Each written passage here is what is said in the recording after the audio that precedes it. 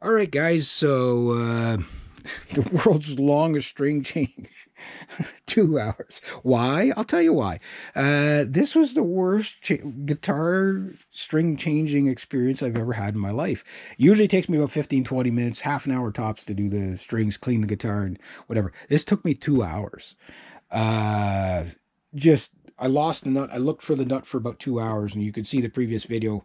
It was there. It was literally hanging right there.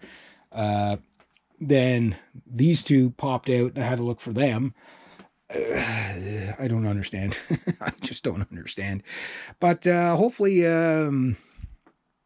everything works out really well. Like I was saying in the last video, it's been a long time since I did a show. I don't remember the last one I did. It's probably quite a few years ago.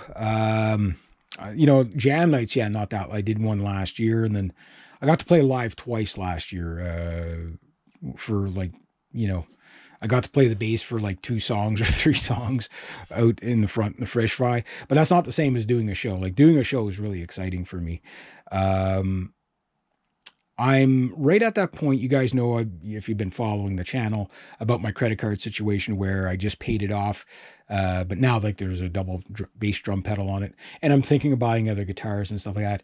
And I'm like, if this works out, if this show works out really well and we can make something work, maybe, who knows, we could do a couple more events before the end of the season and make a little bit of money, which would be nice. But I don't want to buy another acoustic guitar and kind of until this one's earned its keep, like even though it's again, I can't recommend it. If you're a professional musician, yes, the guitar sounds great. It's not the best sounding 12 string in the world, but it will give people goosebumps. It sounds great. It plays really well, but it has the intonation issue once you get the action down. Now, mind you, I know somebody else that bought the same version of this, the G30, and they had no issues with theirs whatsoever. So this one, I guess I got the lemon, with the problem with the action. So I had to do all kinds of adjustments on it. And when I brought the bridge down, what ended up happening is, and this is a common problem with these two-piece bridge systems,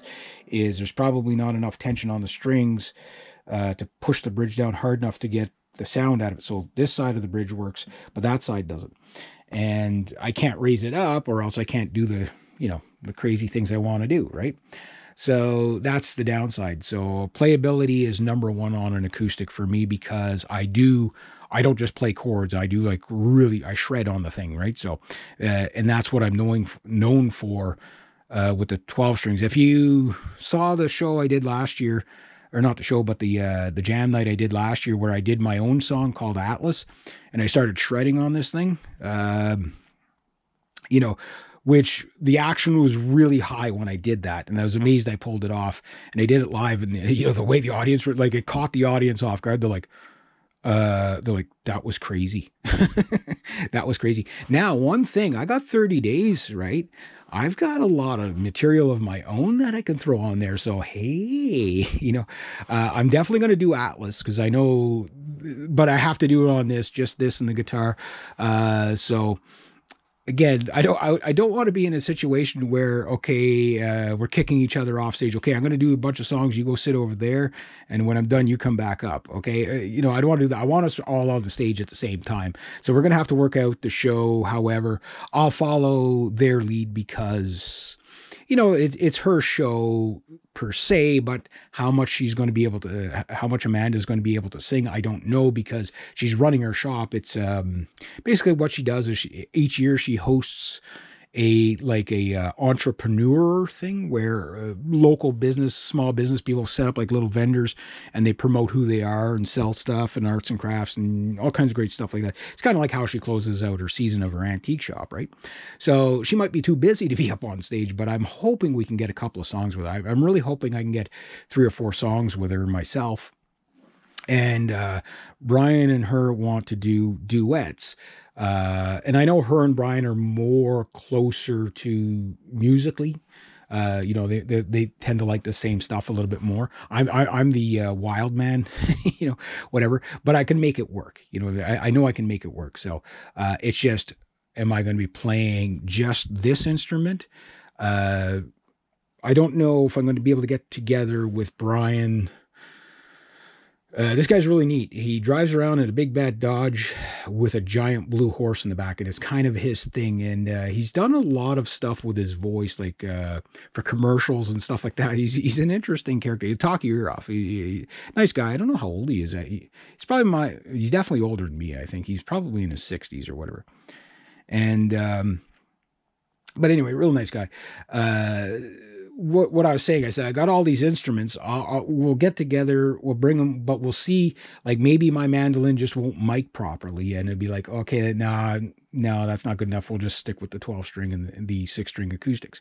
Plus, he has his own 6-string acoustic, and I'll be like, the more acoustic guitars you bring, the more different tunings we can do, and different tunings is, that's what really gives people stuff they don't expect.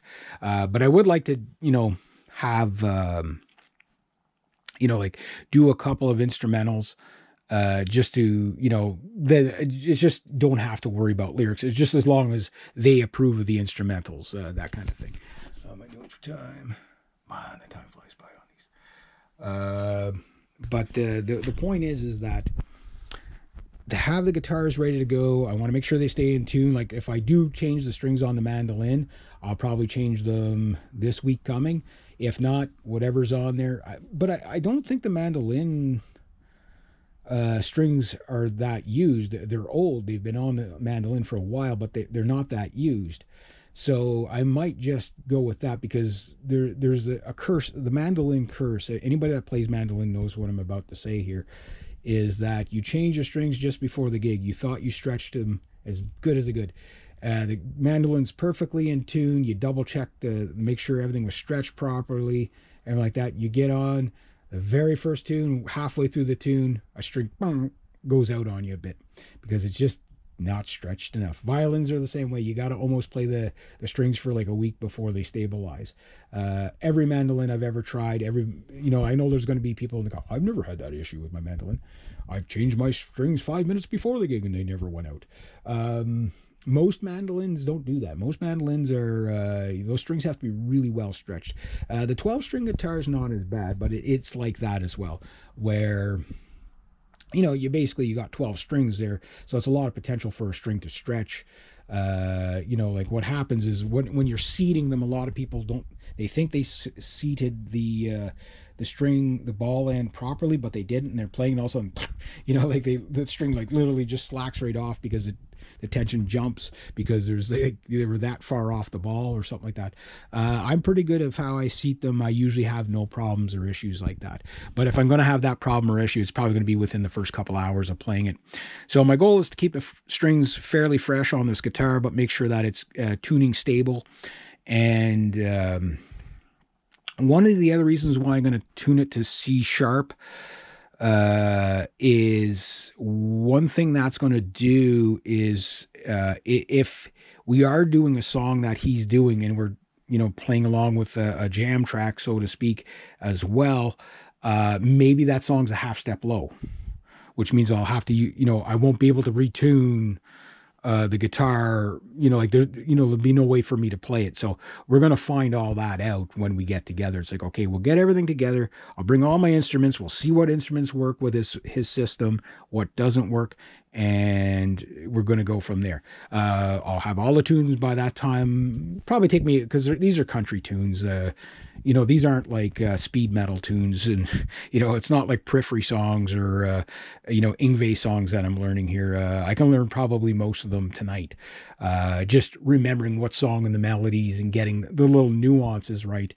That's the only thing. So I've picked out quite a few songs that I think will go over very, very well. And but I want to have their final say of exactly what songs they're going to do, and have enough alternates so that let's say him and Amanda were going to do a duet, but she's too busy to come to the stage. Okay, well, we'll play this in lieu of, So I want to be up there, confident, having fun, and really, really, people really enjoying what we're doing. And if I can get away with just having to sing 10 songs myself and he sings the rest and he and her, they sing the rest, I'm like, yeah, okay, I'll do that. That's fun too.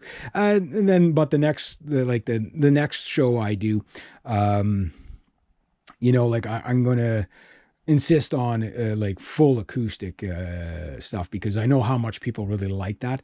And if him and I work together, I can imagine we're probably going to be like, like every couple of months, hey, Reg, you want to do this venue here? Because he has a lot of phenomenal ideas. So I'm like, yeah, we'll do that one together. So and then maybe if I have that other guy that the bass player, the metal guy, okay, maybe I do something with him one month and I'm working with Brian the other month. So, and then, I'm trying to seek out local musicians and there's always more around you than you would think. Everybody thinks, well, I'm the only musician here, but it usually works out that there's more. But it's finding the musicians that really want to perform, and he's a guy that he wants to perform. Like he seems to have a package of what he does, a brand of what he does already. So I don't want to say, oh no, I have to do it this way or what. I'm not like that. I'm like, okay, well, let's take what you're doing. Here's what I'd like to add on top of it. What would you like? If it's something you like that I'm doing, I'll do that.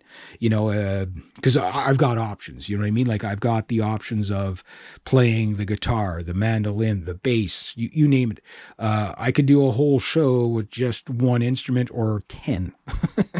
You know what I mean? That's one cool thing that I have going for me is that multi-instrumentalist stuff. So for him, the way he was, well, I'll just go until the time runs out here. Time or the memory on the